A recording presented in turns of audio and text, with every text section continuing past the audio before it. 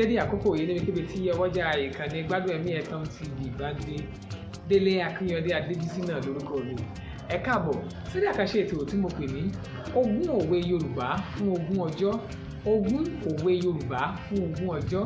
Òwe wo la fẹ́ ṣe àtúpalẹ̀ rẹ̀ lénìí náà?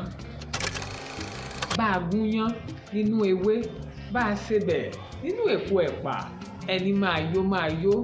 Bá a gúnyán nínú ewé, bá a sebẹ̀ nínú èpo ẹ̀pà, ẹni máa yó.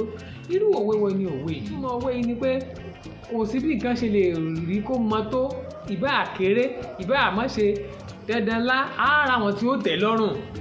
Kò sí bí nǹkan ṣe lè wù kó kéré tó, yóò láwọn tí ó tẹ́ lọ́rùn. Ìgbà wo làwọn Yorùbá máa ń parú òwe yìí? Tó bá jẹ́ pé wọ́n ṣe nǹkan tí àwọn èèyàn wá fi ẹ̀mí ìmoore hàn, tó jẹ́ pé àwọn kan ń bu ẹnu àtẹ́ lù ú, àbí kó jẹ́ pé bóyá pé àwọn kan ẹni tó ṣe nǹkan gan ó ń wò pé ṣé kìíní yìí ṣó rìn báyìí, ṣó tẹ́ àwọn èèyàn lọ́rùn báyìí. Ìgbà yẹn làwọn bàbá wa máa ń pòwe pé bá a gúnyán nínú ewé, bá a sebẹ̀ nínú èpo ẹ̀pà, ẹni máa yó. Ogún òwe Yorùbá fún ogún ọjọ́. Ogún òwe Yorùbá fún ogún ọjọ́. Ọjọ́ 13. Ẹ ṣé.